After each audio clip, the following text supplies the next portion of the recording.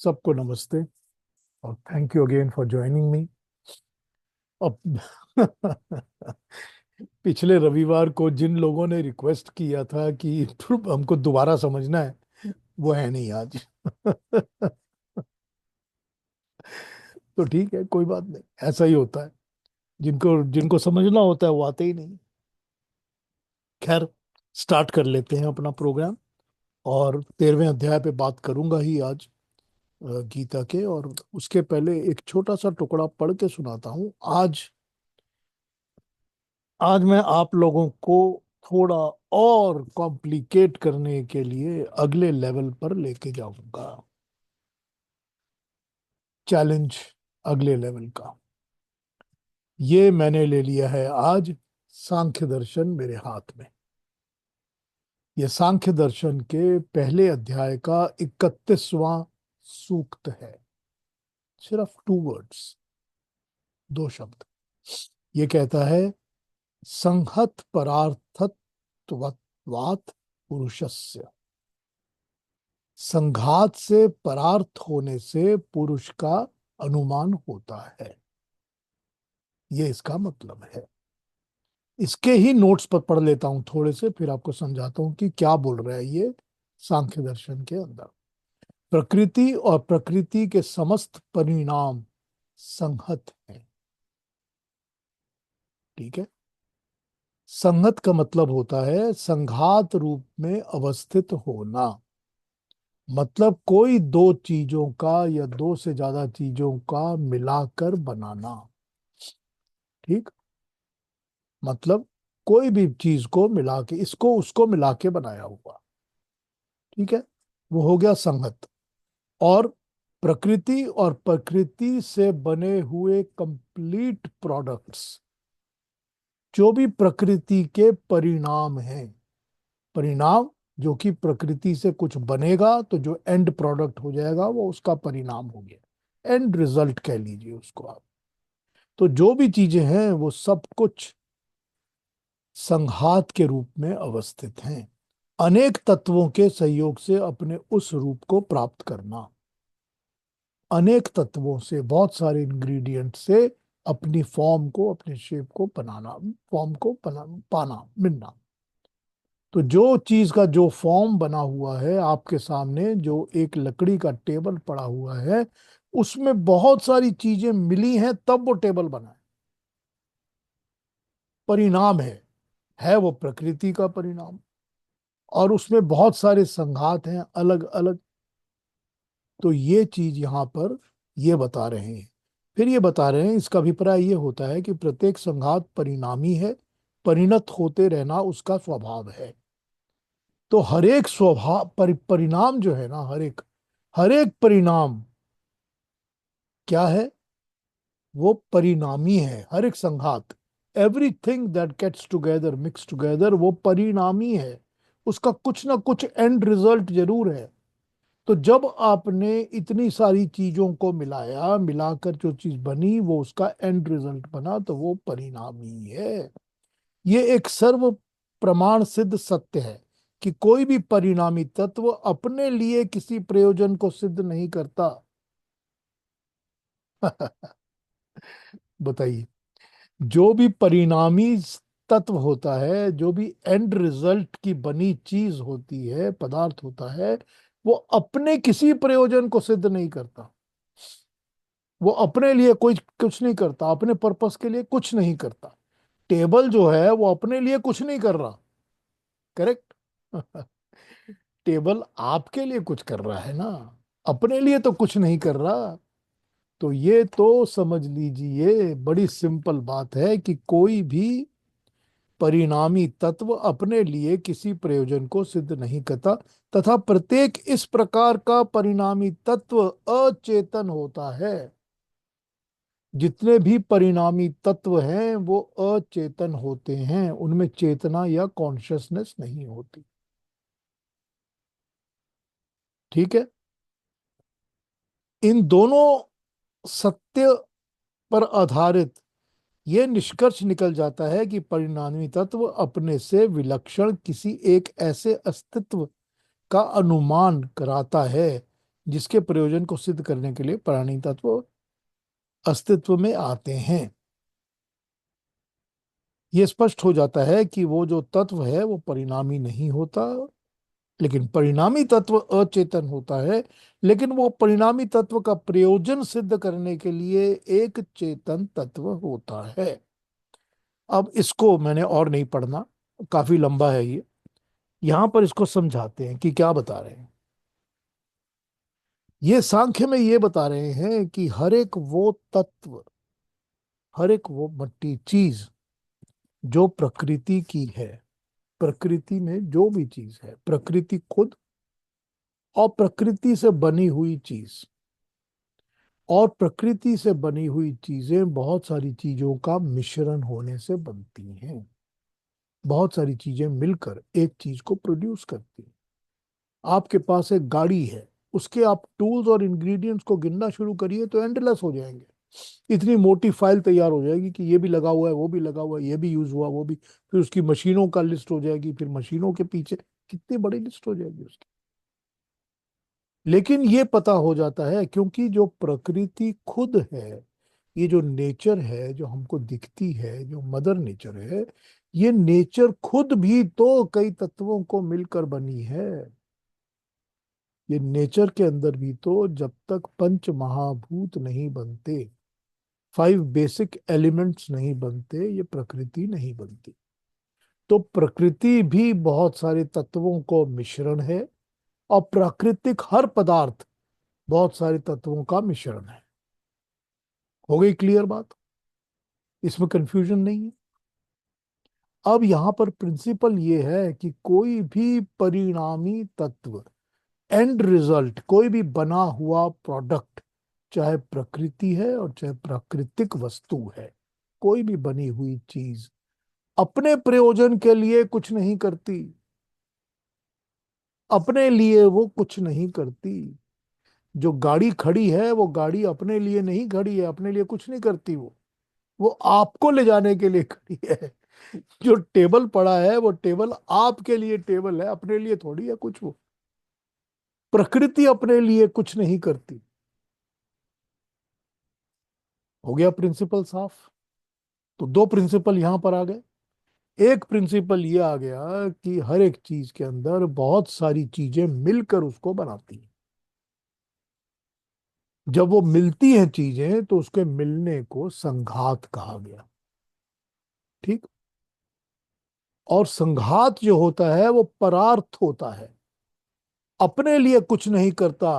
वो किसी पर दूसरे के अर्थ के लिए, प्रयोजन के लिए काम करता है।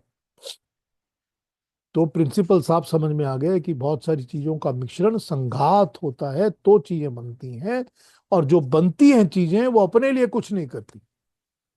अब इसका तीसरा प्रिंसिपल जो सामने आ गया, वो ये आ गया कि जब वो अपने लिए कुछ नहीं करती तो किसके लिए करती हैं? इसका मतलब कि कोई तो है ना जो कि उसको यूज करने के लिए ही सारा बन रहा है। और ये पता चल जाता है कि ये जो बनती हैं चीजें, इनमें चेतना नहीं होती, इनमें कॉन्शियसनेस नहीं होती। कॉन्शियसनेस जिसमें होती है वही इनको यूज करता है। हो गए प्रिंसिपल साफ? ये सांख्य का प्रिंसिपल मैंने आपको बताया। अब सांख्य का प्रिंसिपल क्या बताता है आपको? एक तो बताता है प्रकृति और प्राकृतिक वस्तु, नेचर खुद भी और नेचर से बनी चीजें भी। तो नेचर जो प्रकृति जो है वो भी तो संघात है, मतलब बहुत सारी चीजों का मिलना है, जुड़ना है।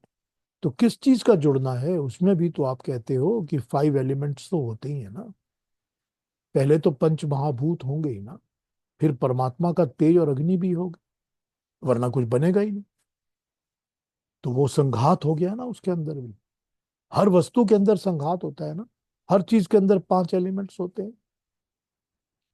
अब वो 5, देखिए, जो अग्नि होती है, जो आग जल रही है, अग्नि जो है, वो अग्नि के अंदर अग्नि तो है, लेकिन वो अग्नि के अंदर ऑक्सीजन भी तो है ना। नहीं तो वो अग्नि जलेगी कैसे? तो अग्नि के अंदर तो वायु हो गई ना, और वो वायु ही तो नहीं है ना। फिर अग्नि को जलने के लिए भी तो कुछ, जलाने को भी तो कुछ चाहिए ना, फ्यूअल। कुछ तो है जिसको वो जलाएगी। तो वो फ्यूअल क्या है? वो फ्यूअल आप है, जल है। तो वो भी तो संघात हो गया ना। कई चीजें मिलती हैं तभी अग्नि बनती है ना। तो ये हो गया संघात। प्रकृति की हर वस्तु संघात से बनती है। और जो चीजें बनती हैं उनमें कई कई पदार्थ जुड़कर एक परिणामी, उनका एंड रिजल्ट बनता है। और जो एंड रिजल्ट बनता है, वो एंड रिजल्ट भी और प्रकृति भी चेतन नहीं होते, उनमें कॉन्शियस नहीं होती, अवेयरनेस नहीं होती। इसीलिए वो अपने लिए तो कुछ करते ही नहीं हैं, परार्थ होते हैं। वो पर के अर्थ के लिए, किसी दूसरे के प्रयोजन के लिए, पर्पस के लिए, अर्थ के लिए वो बनते हैं। इसका मतलब कोई दूसरा है ना। तो वही दूसरा है जिसको कि हम चेतन तत्व कहते हैं, कॉन्शियस तत्व कहते हैं। अब यहां पर ये तो समझ में आ गया कि जो मनुष्य है, हम सब हैं, आप हम सब हैं। हम सब जो हैं वो कॉन्शियस चेतन तत्व हैं, जिनके लिए ये प्रकृति और प्राकृतिक संघात की वस्तुएं सब बनती हैं, और हम उसको यूज करते हैं, अपने लिए करते हैं। लेकिन यहां पर ये प्रिंसिपल अप्लाई नहीं होगा कि परमात्मा भी प्रकृति का परार्थ है। क्योंकि परमात्मा को तो कुछ चाहिए ही नहीं, उसके लिए तो कुछ नहीं है, उसके लिए तो कोई प्रयोजन ही नहीं है ना। बना तो वो रहा है प्रकृति को, चला भी रहा है, वो नियंता है, नियम बनाने वाला है। वो परार्थ नहीं है, वो नियंत्रण और नियम बनाने वाला है। तो अब ये समझ लीजिए कि एक हो गई प्रकृति और प्रकृति की बनी चीजें, दूसरा हो गया उनको यूज करने वाला, यानी कि सोल, हमारी जीवात्मा। और तीसरा हो गया इन सब चीजों को नियम और नियंत्रण में रखने वाला। तो नियम और नियंत्रण में रखने वाला, अब वो है ना हमारा द्वा सुपर्णा सयुजा सुखाया वाला मंत्र, ऋग्वेद का मंत्र, जो हमको ये बताता है कि जो परमात्मा है वो तो फल नहीं चखता ना, क्योंकि उसको कुछ चखने की जरूरत ही नहीं है, वो तो सिर्फ ऑब्जर्व कर रहा है, देख रहा है। तो यहाँ पर ये फैक्टर्स बड़े बेसिक प्रिंसिपल्स को समझा देते हैं हमारे को। यही तो होता है ना सांख्य। सांख्य जो है वो 100% साइंस है और कुछ नहीं। तो हमको क्या बताता है वो? बड़ी क्लियरली बता देता है कि जब आपको ये पता है कि जो आपका शरीर है वो संघात है, वो परिणामी है, वो कई चीजों का मिक्स्ड बना हुआ है, कई चीजों से मिलके बना है, और उसका एंड रिजल्ट ये बॉडी, शरीर है जो आपके पास पड़ा है। लेकिन इस शरीर के अंदर एक मालिक भी तो बैठा है, शरीर को चलाने वाला। तो वो आपकी जीवात्मा है। और फिर ये शरीर होने के बावजूद भी तो आप एक नियम और नियंत्रण में रहते हो ना। तो वो नियम और नियंत्रण करने वाला परमात्मा है। तो यहाँ पर ये प्रिंसिपल्स बड़ी सिंपल तरीके से प्रूव करके आपके सामने रख दिए जाते हैं, ताकि आपको पता रहे कि ये इसका वैलिड प्रूफ है। इस वैलिड प्रूफ को समझना पड़ेगा, और ये समझ में आना पड़ेगा कि जो कॉन्शियस होता है, यानी कि जो चेतन होता है, चेतन तत्व होता है, वही अकेला प्रकृति का परार्थ होता है। मतलब उसी के पर्पस के लिए प्रकृति बनती और परिणामी होती है, एंड रिजल्ट में आती, यूज में आती। लेकिन इन सब चीजों को यूज करने के लिए परमात्मा का बिल्कुल कोई भी प्रयोजन नहीं है। परमात्मा सिर्फ नियंत्रण करता है और नियम बनाता है, नियम बनाता है और नियंत्रण करता है। तो ये तीनों फैक्टर्स और तीनों की अलग अलग एक्टिविटीज समझ लीजिए। जब ये सब कुछ समझ में आ जाएगा और दिमाग के अंदर ये बेसिक क्लियर बैठ जाएंगे, तो समझना बहुत आसान हो जाएगा। तो अब समझते हैं कि हमने पिछले हफ्ते जो बात की थी और जिसको रिपीट करने के लिए जिन लोगों ने रिक्वेस्ट किया था वो आज नहीं आए हैं। लेकिन फिर भी मैं सोचता तो समझता तो नहीं हूं कि वो लोग मेरी रिकॉर्डिंग कभी सुनते होंगे, बट फिर भी for the purpose of everybody मैं एक बार फिर उसको बता ही देता हूँ कि भगवान कृष्ण ने अपनी इसी बात को समझाने के लिए उन्होंने वर्ड्स यूज किए हैं, क्षेत्र और क्षेत्रज्ञ। क्षेत्र का मतलब है फील्ड, क्षेत्र का मतलब है जगह, एरिया, कोई भी फील्ड। जिस फील्ड में आप काम करते हो उसको कहते हैं क्षेत्र। क्षेत्र शब्द से ही खेत शब्द बना है। जो खेत कहते हैं ना, हम खेत और खेती करते हैं ना, वो खेत सब वर्ड जो है वो क्षेत्र वर्ड से ही बना है। को क्षेत्र का मतलब हो गया वो एरिया, पेरिफेरी, वो फील्ड जिसमें आपने काम करना है। अब ये तो समझ में आ गया कि क्षेत्र है और क्षेत्र में आपने काम करना है। तो ये समझ में आ जाना चाहिए कि वो प्रकृति की बनी चीज है, प्राकृतिक है। तो वो भी संघात है, कई चीजों से बना हुआ, मिला हुआ है, परिणामी है, क्योंकि उसमें वो उसका एंड रिजल्ट यही है कि वो आपके सामने खेत पड़ा है। फिर एक हो गया जिसको कि इसके बारे में ज्ञान होगा, वही इसके अंदर आएगा ना, वही तो इसके अंदर आएगा। अब अगर हमको ये समझ में आ जाता है कि जो आत्मा है वो आत्मा जब दोबारा जन्म लेने लगती है या शरीर में आने लगती है तो वो अपने साथ पहले अपने अंतःकरण चतुष्टय को पकड़ लेती।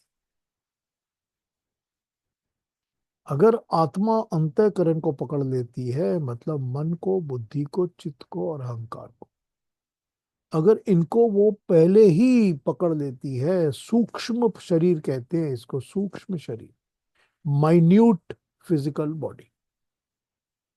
तो जब माइन्यूट बॉडी कहते हैं और इसको सूक्ष्म शरीर कहते हैं, तो ये जो आत्मा पहले ही पकड़ लेती है, तो उसका मतलब ये हो गया कि वो आत्मा अब अपना डिजाइन बनाना शुरू कर देती है। उसका मन काम करना शुरू कर देता है, उसका अहंकार काम करना शुरू कर देता है, उसका जो चित्त है, कॉन्शियस सब कॉन्शियस माइंड का बैंक है, वो काम करना शुरू कर देता है, उसकी बुद्धि भी काम करना शुरू कर।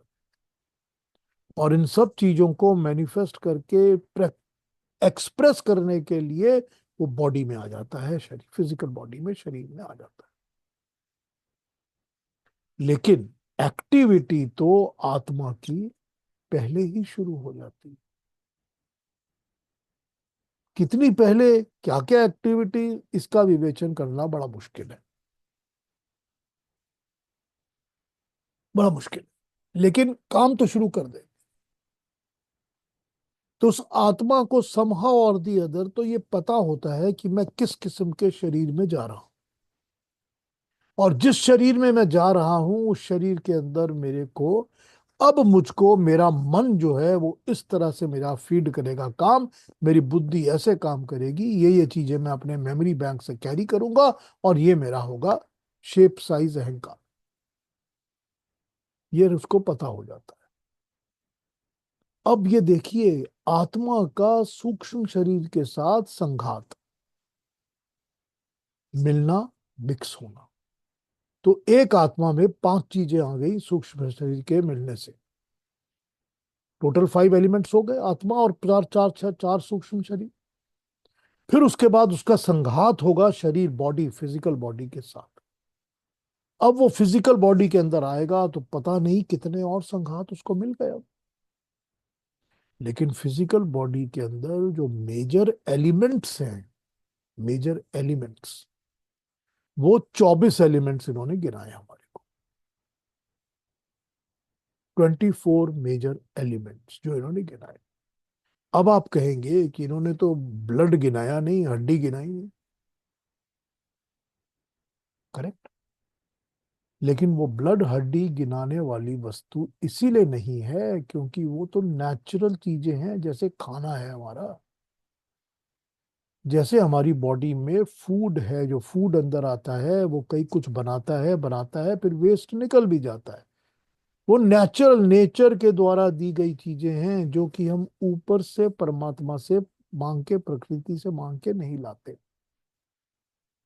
जबकि जो हमारी 10 इंद्रियां हैं, 10 इंद्रियां, इंद्रिय का मतलब वो होता है जो कि आत्मा को ज्ञान प्रोवाइड करती है। आपकी आत्मा को जो ज्ञान प्रोवाइड करती है, नॉलेज प्रोवाइड करती है, इंफॉर्मेशन प्रोवाइड करती है, उसको इंद्रिय कहते हैं। और इंद्रिय इसलिए कहते हैं क्योंकि वो एक्टिवेटेड स्पेशल स्पेशल पावर के साथ होती है। वो स्पेशल पावर इंद्र रूप होता है जिसमें परमात्मा का तेज काम कर रहा हो, तभी उसको इंद्रिय कहते हैं। तो इंद्रिय से क्या समझ में आया? ये समझ में आया कि एक तो वो उसके अंदर स्पेशल पावर है, उसके अंदर वो तेज है जो परमात्मा का है, और वो परमाणु है जो कि इंद्र जिसको कहते हैं, एक्स्ट्रा एक्टिवेटेड स्पेशल पावर से दिए हुए परमाणु। दूसरा वो करती है कि वो नॉलेज प्रोवाइड करती है आत्मा को। तो हमारी 5 ज्ञान इंद्री, 5 कर्म, पांचों ज्ञान इंद्री, आंख नाक कान सब कुछ अपना नॉलेज देती है आत्मा के अंदर, भेजती है नॉलेज। ये देखा, इसका नॉलेज आत्मा को दे दिया, ये सुना, इसका नॉलेज दे दिया, सूंघा, उसका चखा, फील किया, सबका नॉलेज।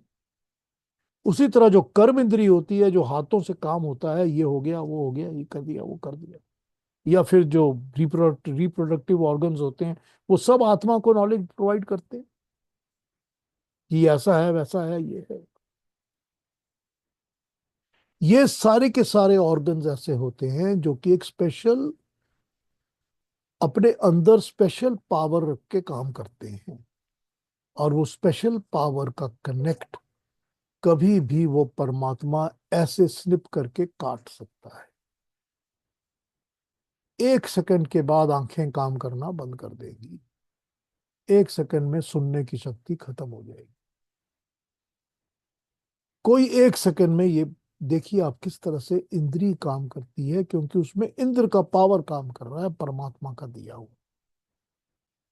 तो 24 इंग्रेडिएंट्स में 10 तो वो इंद्रियां हो गई, 4 वो सूक्ष्म शरीर के पार्ट्स हो गए, फिर आ गए आपके 5 महाभूत, यानी कि अग्नि, वायु, पृथ्वी, जल और आकाश, जिससे सब कुछ बनता है, क्योंकि बॉडी तो उससे ही बनेगी। और उसके बाद आ जाएंगे 5 सेंसरी सेंसेस, वो सेंसेस जो आपको फिर से परमात्मा ही प्रोवाइड करता है। सूंघने की शक्ति, देखने की शक्ति, सुनने की शक्ति, चखने की शक्ति, और फील करने की शक्ति, त्वचा, ये सब शक्तियां आपको परमात्मा प्रोवाइड करता है। मैं ऐसे लोगों से मिला हुआ हूं जिसको आप हाथ लगाइए, उसको पता नहीं चलता आप हाथ लगा रहे हो। उसके स्किन में वो है ही नहीं, टच की फील है ही नहीं। हाँ, कील चुभाओगे तो लगेगा, लेकिन टच की फील नहीं है। मैं ऐसे लोग से मिला हुआ। तो ये जो चीजें हैं सारी, ये जो अंदर काम करती हैं, ये भी परमात्मा ही प्रोवाइड करता है। तो ये सारी चीजें जो है, ये हमारे शरीर को बनाती हैं। This is the ingredients of the क्षेत्र। ये वो क्षेत्र को बना रही हैं जिस क्षेत्र के बारे में भगवान कृष्ण कह रहे हैं। और इनके बारे में जो नॉलेज रखता है, जिसको पता है, जिसको ये पता है कि मुझे आंखों से क्या काम लेना है, मुझे पेट से क्या काम लेना है, या मुझे हाथों से क्या काम लेना है, ये नॉलेज जो रखता है उसका नाम दे दिया क्षेत्रज्ञ। तो एक हो गया क्षेत्र, एक हो गया क्षेत्रज्ञ। अब क्षेत्र के अंदर के विकारों की भी बात की गई है। विकार वो चीजें जो कि इसके अंदर डिस्टरबेंसेस पैदा करती हैं, क्षेत्र में जो डिस्टरबेंसेस पैदा करती हैं। तो जो फील्ड है जिसमें आपने खेती करनी है, उसमें डिस्टरबेंस किस चीज से पैदा होती है?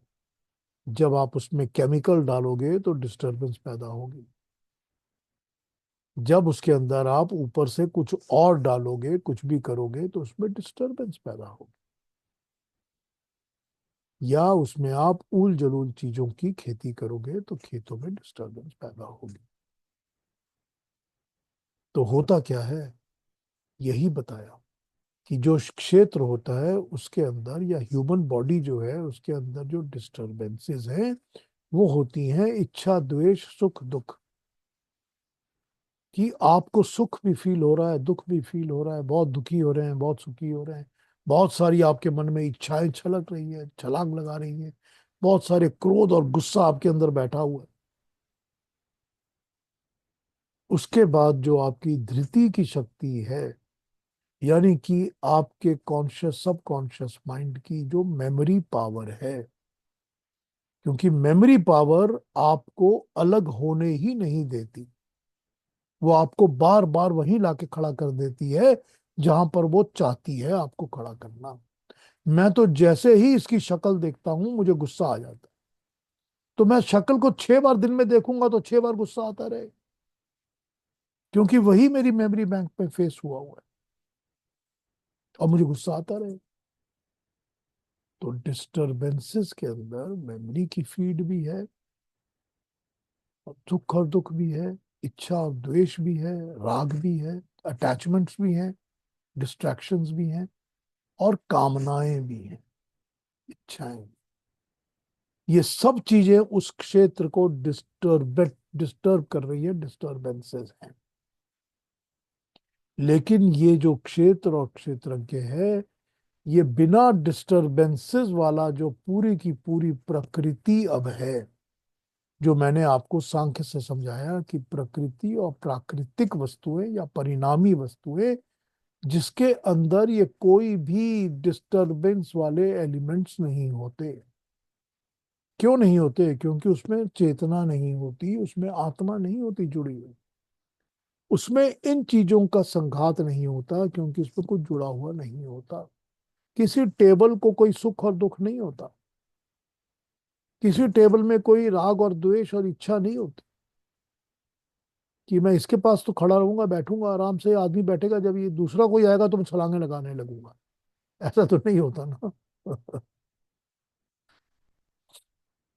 तो ये जो है ना, ये प्राकृतिक गुण नहीं है, तो ये क्षेत्र के गुण नहीं है, ये हमारी आत्मा लेके आती है, तो उसके अंदर ये डिस्टरबेंसेस आ जाते हैं। इतना क्लियर हो गया? अब ये पता चल गया कि जो परमात्मा की प्रकृति है, जिसके अंदर कोई डिस्टरबेंसेस नहीं है, उनको चलाने वाला भी तो एक क्षेत्रज्ञ है। अब आप पूरी की पूरी प्रकृति अपनी आंखों के सामने सोचना शुरू करिए। ये शरीर सोच लीजिए, मेरा शरीर, मेरी बॉडी, ये मेरा शरीर है। मैं तो जी 6 फुट का आदमी हूं और 250 पाउंड वे करता हूं। ये मेरी बॉडी है, ये मेरे बाल हैं, मेरी मूछें हैं, ये मेरी आंखें हैं, मेरा ये हाथ पांव है। ये आपने अपना पूरा क्षेत्र देख लिया। अब इस पूरे क्षेत्र के बियॉन्ड चले जाइए, क्योंकि आपको पता है कि मैं इसका मालिक हूं, मैं इसका क्षेत्रज्ञ हूं। ये तो नॉलेज मिल गया आपको। अब इससे बियॉन्ड जाना शुरू करिए। तो मेरे जैसे इस घर में और 6 लोग रहते हैं, वो भी अपना अपना क्षेत्र है सबका, सबके अपने अपने क्षेत्रज्ञ हैं वो भी। फिर 6 लोगों के बाद ये सारे के सारे मुल्क में 10 अरब लोग रहते हैं, और फिर सारी की सारी क्रिएशन में इतने प्राणी और रहते हैं, इतने लिविंग बींग्स रहते हैं। फिर उसके बाद इस तरह के कितने और यूनिवर्स हैं हमारे जैसे। तो जैसे ये इस तरह के 400, 800, 1000 यूनिवर्स और हैं, हर यूनिवर्स में इतने प्लैनेट्स हैं, उतने सन्स हैं, इतने और चीजें चल रही हैं, इतने और लिविंग बींग्स। तो ये भी तो पूरा का पूरा एक क्षेत्र है। इस पूरे क्षेत्र का एक क्षेत्रज्ञ है। वो इस पूरे क्षेत्र का क्षेत्रज्ञ है परमात्मा, जिसको कि सबका नॉलेज है। तो उसको यहां पर सर्व क्षेत्रज्ञ कहा गया है। तो सर्व क्षेत्रज्ञ सबसे ऊपर यानी कि परमात्मा प्रभु, क्षेत्र हमारी बॉडी या पूरी की पूरी नेचर प्रकृति मैटर, और क्षेत्रज्ञ परमात्मा और हम क्षेत्रज्ञ यानी आत्मा। तो सर्व क्षेत्रज्ञ और क्षेत्रज्ञ, ये प्रिंसिपल्स यहां पर समझा दिए गए हैं। जब इन प्रिंसिपल्स को समझाने के बाद सिक्स्थ अध्याय में, आज हमारे पास अलका जी नहीं है, तो अब अलका जी नहीं है तो फिर ये तो पढ़ना मुश्किल हो जाएगा। हमने तो सोचा वो पढ़ेंगी, वो है ही नहीं आज। खैर, छठे श्लोक में, सिक्स्थ श्लोक में भगवान कृष्ण ने ये बताया कि जो क्षेत्र और क्षेत्रज्ञ तुमको समझा दिया, उसके इंग्रेडिएंट्स समझा दिए, मेजर इंग्रेडिएंट्स बता दिए तुम्हारे को जिससे वो बनता है। उसके बाद अब मैं तुमको बताता हूं कि डिस्टरबेंसेस क्या है। तो उन्होंने आपको डिस्टरबेंसेस गिना के दे दी जो कि क्षेत्र में होती हैं। ये उन्होंने सिक्स्थ श्लोक में बताई। अब छठे श्लोक में उठा लेता हूं, छठा श्लोक हाथ।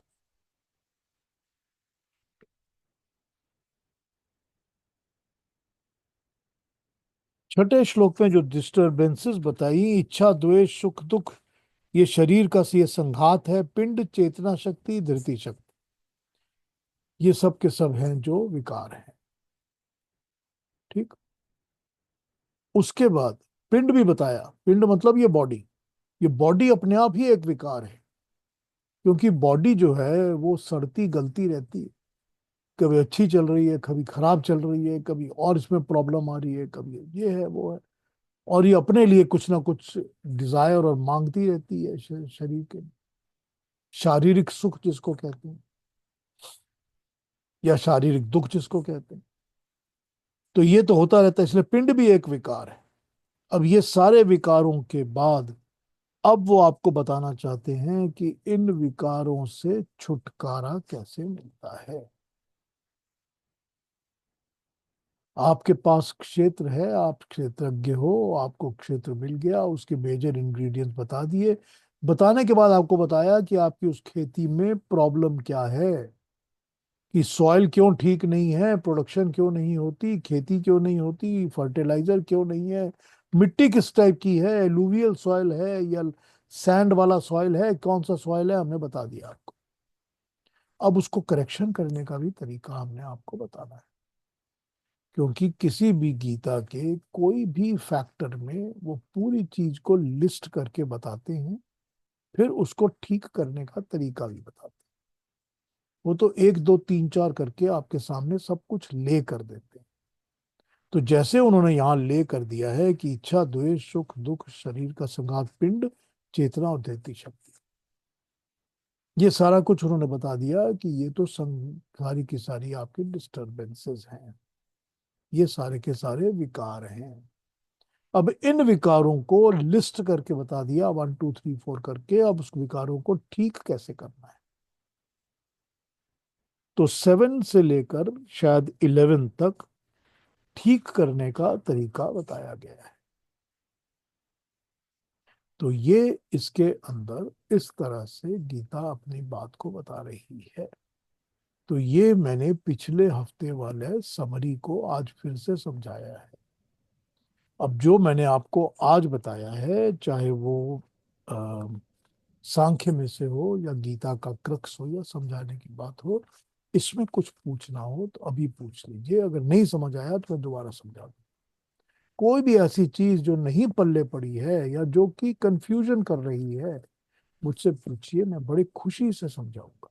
हाँ जी, हाँ जी, युक्ता जी क्या कहेंगी आप? हाँ जी, मैं मेरा प्रश्न ये है कि अभी जैसे आपने बताया कि ये जो विकार हैं, तो विकार जो हैं वो अपने क्षेत्र के साथ हैं, हमारे साथ जुड़ जाते हैं या शरीर के साथ जुड़ जाते हैं। तो जैसे हम कहते हैं कि यथा पिंडे तथा ब्रह्मांडे, तो वो ब्रह्मांड में ये विकार क्या है? वो ब्रह्मांड में जो सर्व क्षेत्रज्ञ है वो तो परमात्मा है। उनमें विकार नहीं है। उनमें विकार नहीं है, हाँ उनमें नेचुरली, क्योंकि वो तो परमात्मा है। ये विकार नहीं है, क्योंकि परमात्मा की जो आत्मा है, परमात्मा हाँ है जो उसकी आत्मा है परमात्मा हाँ की, जी, हाँ जी।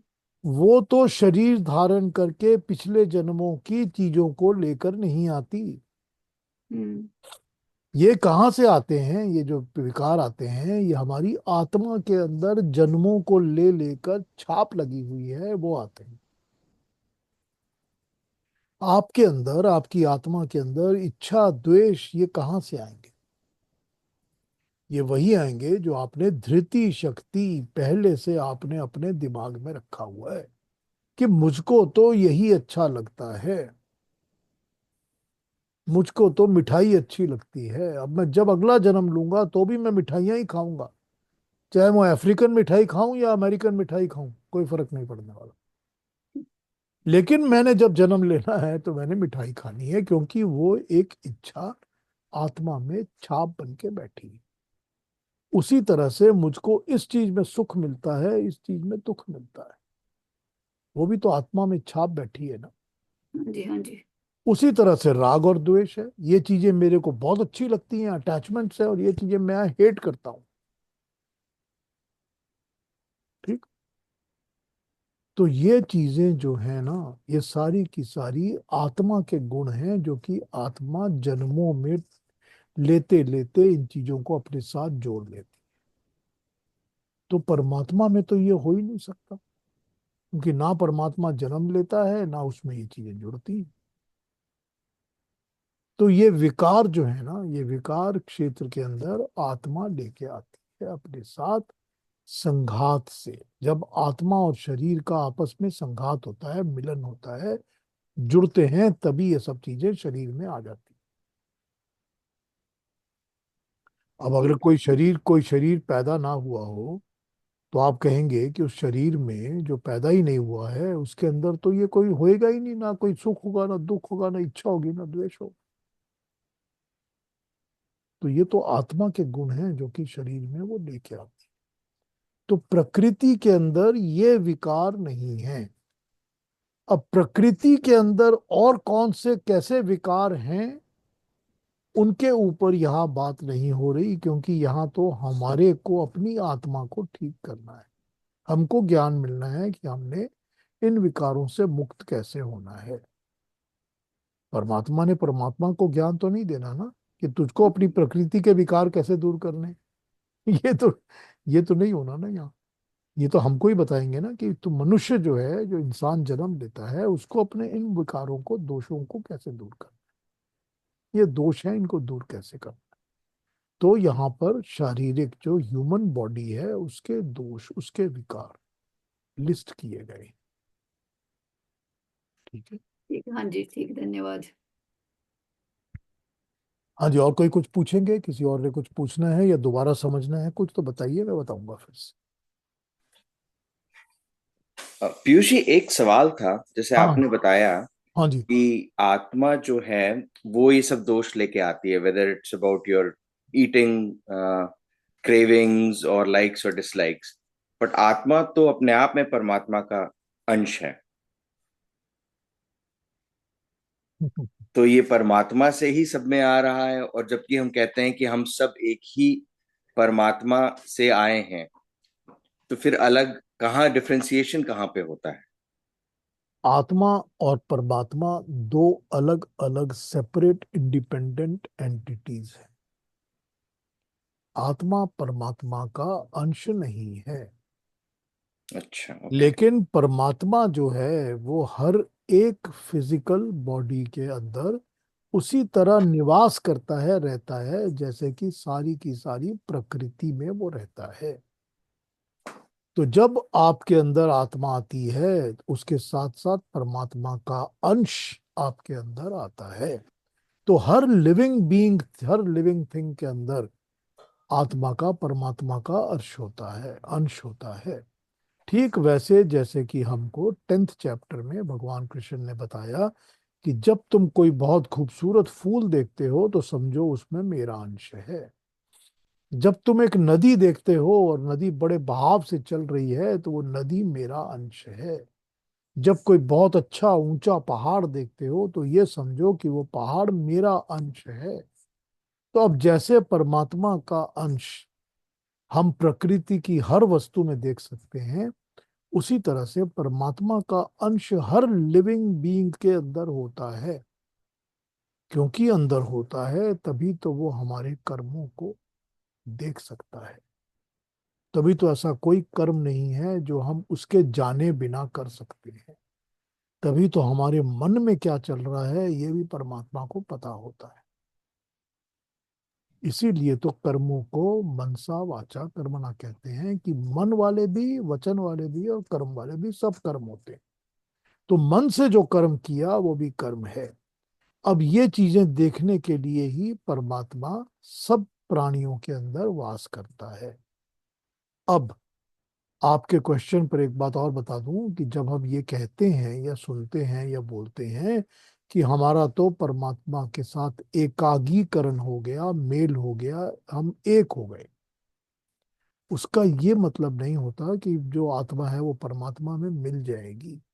उसका मतलब होता है कि हमने उसको रियलाइज कर लिया, और रियलाइज उसको करने के बाद मेरा मैं पूरी तरह से समाप्त हो गया, खत्म हो गया।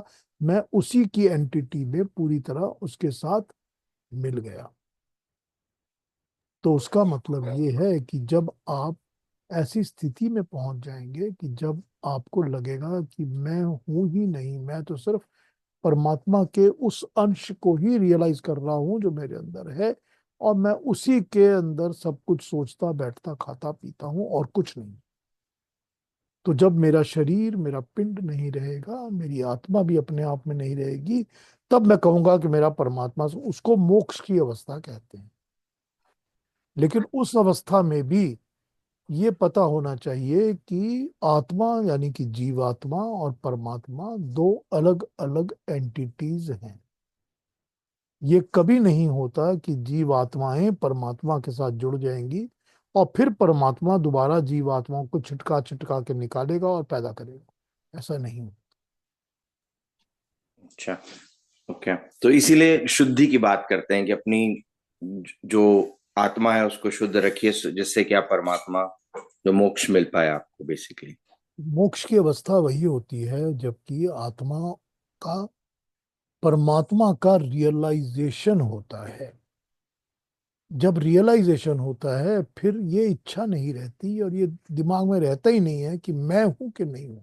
मैं तो सवाल ही नहीं पैदा होता, मेरा तो कुछ है ही नहीं, सब वो परमात्मा है। वही तो 10th चैप्टर में बता रहे हैं कि सारा कुछ तो परमात्मा ही है, जो भी बना हुआ है ये परमात्मा है। वही 11th चैप्टर में भी उन्होंने बताया था और 12th में भी कि जो भी कुछ है सब परमात्मा ही है ना, सब मैं ही हूं ना, मेरा ही तो रूप तुम देख रहे हो ना हर जगह। तो वो कह रहे हैं कि जब तुमको ये रियलाइजेशन होनी शुरू होगी तब ही तुमको पता चलेगा कि वो परमात्मा कौन है, और परमात्मा की रियलाइजेशन की स्टेज में लंबे समय तक रहना वो मोक्ष कहलाता है। तो मोक्ष वही है कि जब हम परमात्मा की उस स्टेज को रियलाइज करके उसमें रहें तब।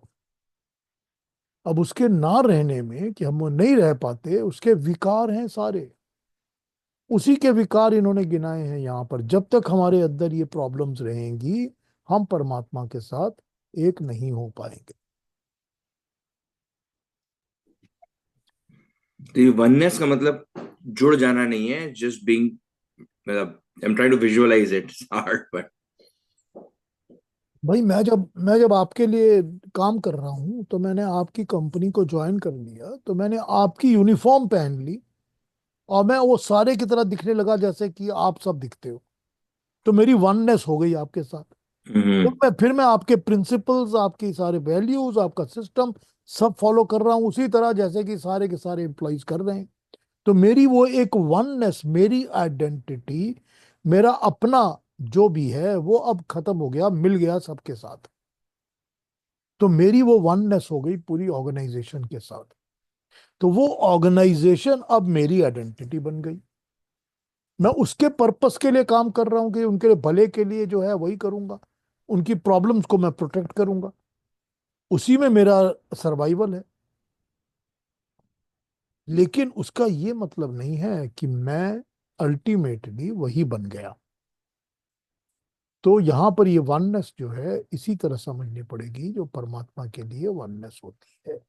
कि जब हम ये भगवान कृष्ण पिछले चैप्टर्स में बोल आए हैं कि जब तुम मेरे कर्मों को समझ के करने लगोगे, जो मैं चाहता हूं वो कर्म करोगे, जो ये डिजाइन सारी सृष्टि के क्रिएशन के भले के लिए यज्ञ कर्म हैं, ऐसे कर्म जो कि संसार का, समाज का, सबका कल्याण करते हैं, जब तुम अपने लिए नहीं करोगे और जो कर्म करोगे उनके लिए कर्म की इच्छा नहीं रखोगे, उनमें कामनाओं को नहीं रखोगे, उनमें सुख दुख का अनुभव नहीं होगा, ये तो पहले बता चुके हैं कितने बार। तो इसका मतलब होगा कि वो वननेस तो वही होगी ना, कि जब हम उसी की एक्सटेंशन बन जाएंगे, हम उसको ही रिप्रेजेंट करेंगे हर वक्त, कि हम तो परमात्मा को ही रिप्रेजेंट कर रहे हैं, वही वननेस है हमारी, हम तो उसी के कर्म कर रहे हैं। और उसके कर्म क्या है, वही तो भगवान कृष्ण शुरू से बताते हैं ना, धर्म संस्थापनार्थाय, कि धर्म को समझो कि धर्म क्या होता है, और धर्म की संस्थापना के लिए ही सभी का जन्म होता है। और धर्म की संस्थापना, धर्म वो होता है जो कि धारण करने योग्य धृति होती है, जो रित होते हैं परमात्मा के बनाए नियम, उन नियमों पर धारण करके चलना, ये धर्म है। तो जब ये वननेस वहां से शुरू होती है, तो ये वननेस शुरू से ही बता रहे हैं कि कैसे तुम्हारी वननेस होगी परमात्मा के साथ। तो ये यहाँ पर इस तरह समझाया गया है, क्योंकि बेसिकली आपको समझना चाहिए, पहले भी ये बोल चुका हूं और आज फिर शुरू में यही बात हुई थी, कि तीन चीजें हमको पता होनी चाहिए जो परमानेंट होती हैं, हमेशा होती हैं, जिसका आदि और अंत नहीं होता, ना उनकी कोई शुरुआत होती है ना उनका कोई एंड होता है। एक परमात्मा, दूसरा जीवात्मा, और तीसरी मूल प्रकृति, यानी कि इस नेचर के जो बेसिक परमाणु हैं, वो परमाणु जो हैं वो मूल प्रकृति कहलाते हैं। ये तीनों चीजें परमानेंट हैं, और तीनों चीजों का एक दूसरे के साथ इंटरफियरेंस नहीं होता। मतलब ये है कि परमात्मा में ये शक्ति या ये नहीं है कि वो जीव आत्माओं को मल्टीप्लाई करके 3 गुना बढ़ा दें या आधा कर दें, ये नहीं होता। जो जीवात्माएं हैं वो हैं। परमात्मा जन्म देके कर्म फल देता है,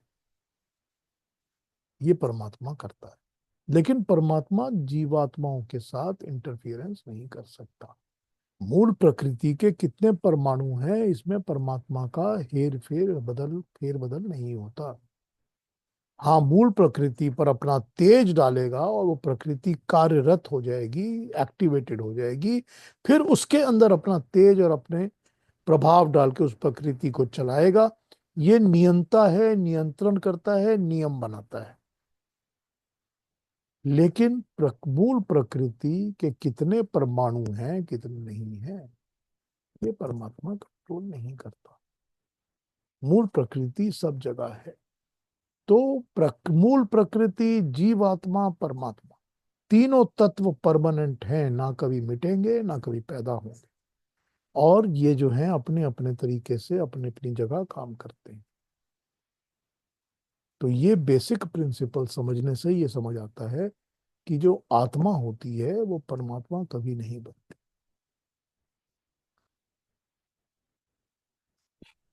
थैंक यू। काफी क्लियर। ठीक है, ये प्रिंसिपल्स ध्यान रखने से हमको जी। समझ आ जाता है कि हम क्या बात कर रहे हैं। जी बिल्कुल। तो अभी तक हमने देखा, अब आगे नंबर 7 को कल से शुरू करेंगे। अब हमने देखा कि वो भगवान कृष्ण जो हैं वो अभी तक उन्होंने क्षेत्र और क्षेत्र के समझा दिया। किस तरह समझाई अपनी बात इस तरह समझाई कि तू अपने आप को समझ, कि जो तू है, तेरी बॉडी है, तेरा शरीर है, तेरी एक्टिविटीज है, ये तेरा क्षेत्र है। और तू इसको जानता है इसलिए तू क्षेत्रज्ञ है। लेकिन इसके अंदर विकार भी हैं, तो उन्होंने विकारों की लिस्टिंग कर दी। अब उन विकारों को हम किस तरह दूर करेंगे? यानी कि पहले उन्होंने बताया कि क्षेत्र क्या है और क्षेत्रज्ञ क्या है। फिर पूछा गया अब ज्ञान और ज्ञेय क्या है। ज्ञेय मतलब जानने योग्य क्या है, और ज्ञान क्या है। तो क्षेत्र को जान लिया तो क्षेत्रज्ञ को तो स्वयं पता चल गया। क्षेत्र से भिन्न क्षेत्रज्ञ होता है, अलग होता है। अब अगले श्लोकों में ये बताया जाएगा कि ज्ञान क्या है और ज्ञान जानने योग्य क्या है। तो ज्ञान ये है कि हमको अपने क्षेत्र के बारे में जो पता है, उनके विकारों को समझकर उनके विकारों को जो दूर करना है, वो हमारा ज्ञान है। ज्ञान और अज्ञान, विद्या और अविद्या। ठीक। विद्या उस चीज की स्टडी, उस चीज का ज्ञान जो कि विद्यमान वस्तुएं हैं।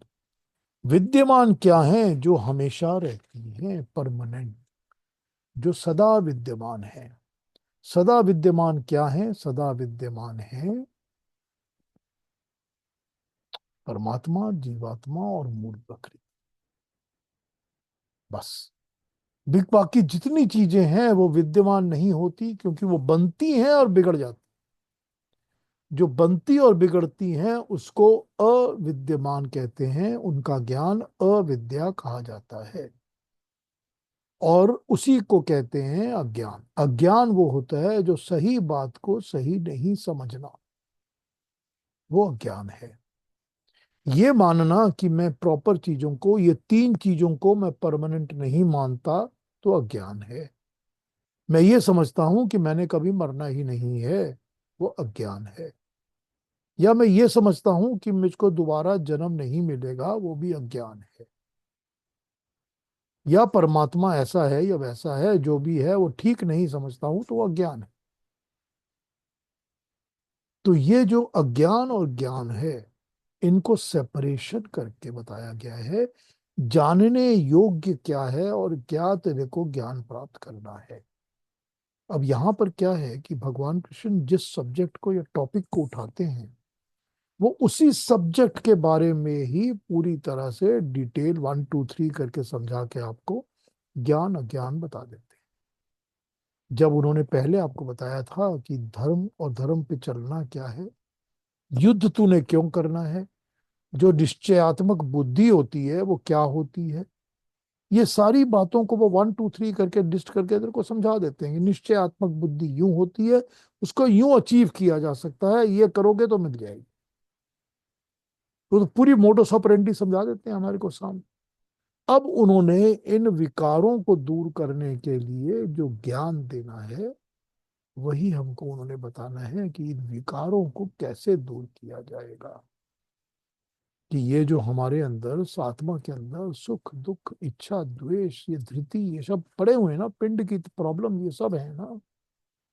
अब जो पिंड को धारण करना है वो भी तो एक विकार है, वो भी तो एक विकार है। अगर मेरे अंदर कोई विकार ही नहीं होगा तो मुझको तो बॉडी, पिंड, शरीर धारण करना ही नहीं होगा। अगर मेरी आत्मा जो है वो मोक्ष प्राप्त आत्मा है, तो उसको तो शरीर मिलेगा ही नहीं। तो जब शरीर ही नहीं मिलेगा तो शरीर का, पिंड का संघात नहीं होगा, तो पिंड भी तो एक मेरे लिए विकार हो गया ना। हे परमात्मा, मुझे क्यों पिंड दिया फिर से? मैं तो इस जन्म मरण के बंधन से मुक्ति चाहता हूं ना। तो जन्म मरण का बंधन मुक्त होगा तो पिंड नहीं होगा। इसलिए पिंड भी एक विकार है, शरीर भी एक विकार है। तो इन विकारों से कैसे छूटना है, अब ये ज्ञान यहाँ पर भगवान कृष्ण 7वें श्लोक से शुरू करेंगे बताने के लिए। ठीक है, कुछ पूछना है पूछ लीजिए, कुछ और कहना हो कह लीजिए। अभी भी कोई कंफ्यूजन हो बिल्कुल पूछ लीजिए, बिना हेजिटेशन के जो मर्जी पूछ लीजिए, जो दिल में आए वो पूछ लीजिए। हाँ जी।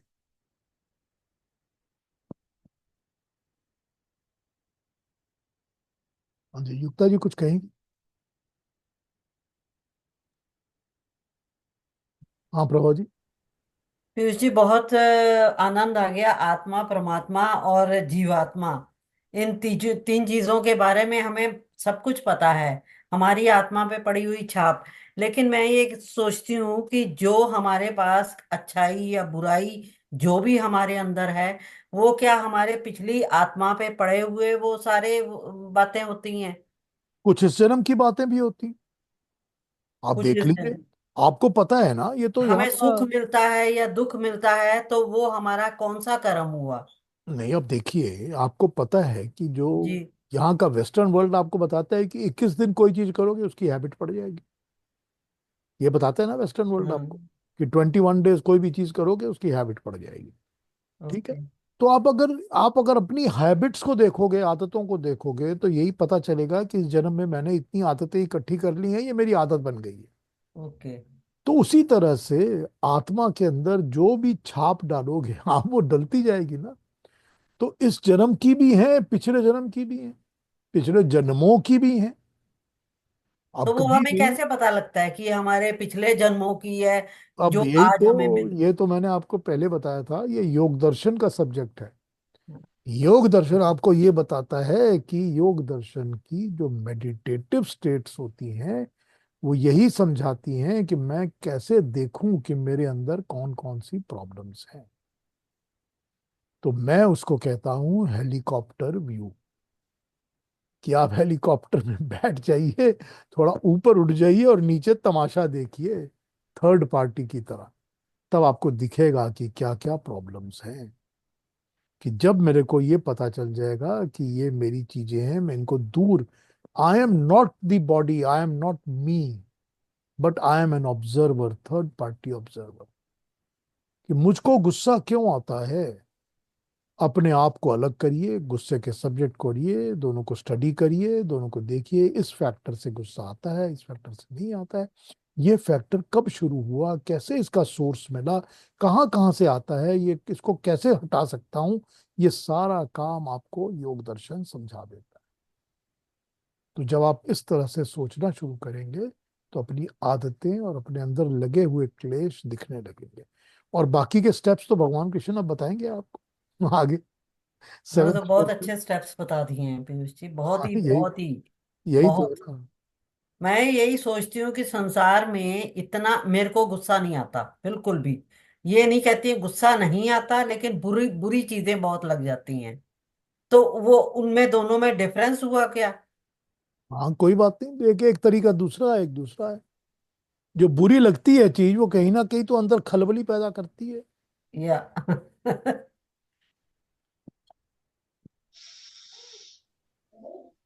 हाँ जी, सीता जी क्या कहेंगी?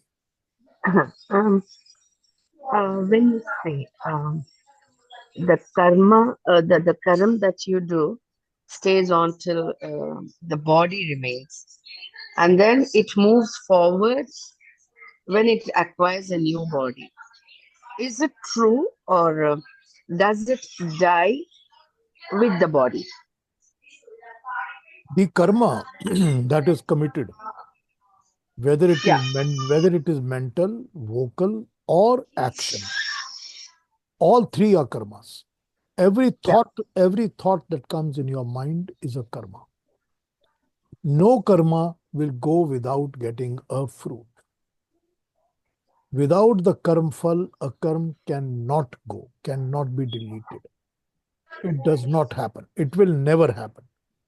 You cannot take a dip in Ganga and say all my karmas are washed. It does not happen. Karam will always bear a fruit, and then the karam will be culminated. And we might have multiple karams, so multiple fruits. So the ones that the fruits are not achieved in this physical body or in this life, I have committed. You see, the karma never ends, because in my mind, my mental karmas keep on going. Even if I'm physically static and I have taken sannyas and I don't do anything and I'm sitting at home all the time or sitting in the mountains, my mind is still working. My mental karma is still going on. So the mental karmas, or the vocal and spoken karmas, and the action karmas, they will keep on going as long as the life is there. and whatever the fruit of those karma is remaining will never go away, and I have to come back to bear those fruits. That is what is the sanghat also. That is what forces me to come into a physical body. I might come back as a cat or I might come back as a snake, but I will have to take birth and bear those fruits of the karma. They will never die unless I have borne, taken care of, or have suffered all the fruits. And then when I stop doing the new karmas, that is what Gita is teaching from the beginning. How to do a karma that does not bear fruits. That it has got to be a nishkam karma, without any kamana, without any ichha, without any desires. So when the mind itself is going to be tuned to that where I do not have any desires, the action and the karma I'm doing is an extension of the rit, the God created purpose. That is for the whole universe, for the betterment of the entire living beings. Then my karmas will not, and if they bear fruit, they will not be the fruit that I have any attachments to. It makes no difference. So sambuddhi, no sukh, no dukh. That is where the karmas will not have effect, and the karmas will start finishing. And when the karmas balance becomes zero, that is when I will not have to take a physical body. So whatever karmas are remaining will force me to get into another physical body, and I will have to bear them. ठीक है Sita ji?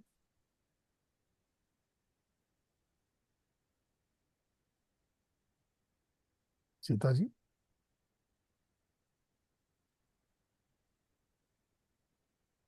Have I made myself clear? हाँ जी, और कोई कुछ पूछेंगे? कोई और question anybody has to हाँ आस्क? जी, मैं इसी हाँ बारे में, ये जो कर्म और कर्म फल हैं, जो जिस तरह आपने कहा कि कर्म फल, तो प्रार्थना करने से या प्रायश्चित करने से, जहां तक मेरा विचार है कि कर्म फल नष्ट नहीं होते, मे भी उस जन्म में पूरे नहीं मिले तो फिर मे भी अगले जन्म में वो पिछले से पिछले जन्मों के मिलते हैं कर्म फल, मे भी इस जन्म में प्रार्थना करने से कुछ टल जाए, ये कह सकते हैं। इज इट प्रार्थना ट्रू? प्रार्थना करने से जो मानसिक कर्म है वो परमात्मा के गुण गान करने में लग जाते हैं ना, प्रकृति के साथ नहीं जुड़े होते। जब आप प्रार्थना कर रहे हैं तो आपके मानसिक कर्म क्या हैं? आपके मानसिक कर्म हैं कि आप प्राकृतिक चीजों से, दुनिया जहान की चीजों में उलझ के बच जाते हैं और परमात्मा के गुणगान करने लगते, तो कम से कम उससे जुड़ते हैं। हाँ जी, हाँ जी। प्रायश्चित करने से ये होता है कि मैं आगे से ये गलत काम नहीं करूंगा। इसका मतलब नहीं कि उस गलत काम का फल नहीं मिलने वाला, जो पहले किया था वो तो हाँ, वही मिलेगा, मेरा मतलब था वो कि तो वो मिले उसका तो फल मिलेगा ही। वो तो मिलेगा ही, लेकिन अब पता चल गया कि मेरी ही गलती थी जिसका मुझको फल मिल रहा है। I can't blame others. मैं ये नहीं कह सकता कि इसके लिए उसके कारण तुम रिस्पॉन्सिबल, ये रिस्पॉन्सिबल। अरे मैं खुद रिस्पॉन्सिबल हूं ना, तभी तो ये गलतियां हैं। तो प्रायश्चित करने से क्या होगा कि जब अपनी गलती की रियलाइजेशन होगी और ये पता चलेगा कि मैं दोबारा रिपीट नहीं करूंगा, तो दोबारा आगे वो कर्म नहीं आएगा, बुरा कर्म दोबारा नहीं हो। तो वो कर्म फल तो नहीं कटेगा, लेकिन दोबारा अपने अंदर करेक्शन आ जाएगी। So, Piyush, Yes, a yes, related yes, question. yes, yes, Uh, yeah. In which case, what does it mean when somebody says when the soul leaves the physical body, sorry, I mean, sorry. you get what you're getting, this birth is a result of what you asked for just before dying. आपने मांग के लिया है. For example, you want to be here. You ask for it and you get it. At the last moment, whatever you ask for, that is what comes to you in the next birth. So again, in association with the karmas, the karma fal that you are talking about, you get what you ask for before the soul leaves the body.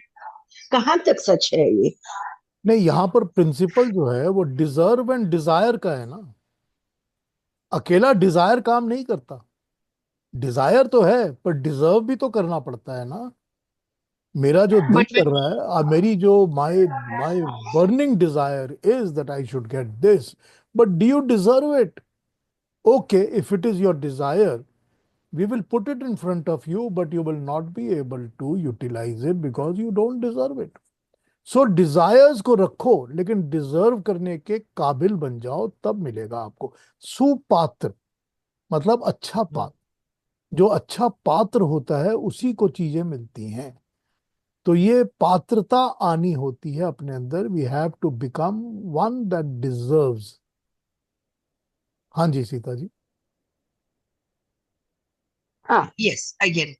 Matlab, when people say, no, don't complain because this is what you asked for. पिछले जन्म में जब मरने से पहले आपने ये मांगा था. बिल्कुल That ठीक is why बात है। you are getting it. ठीक Nobody बात है। will ask for trouble, right? Nobody will ask for. Obviously, when you ask, when you desire, you will desire positive things. So, ये कहां, I don't find a justification for this अब school Sita of ji, thought. अब Sita ji, I will ask for becoming the president of USA. So that can be what I want and my desire. But does a president of USA comes without any troubles? No, it does not. So what will happen? I am asking for something that already has attached troubles to it. So I'm asking for something that is going to come to me.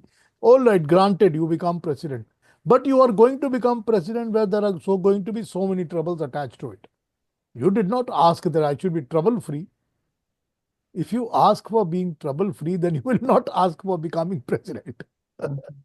It is as simple as that. So becoming trouble free is what we are going to ask God.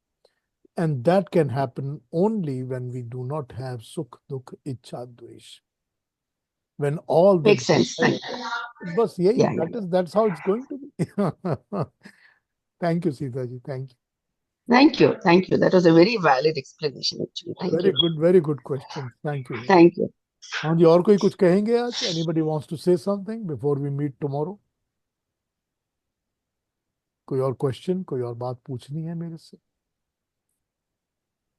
जो दिल में आया एकदम free पूछ लिया करिए, never hesitate.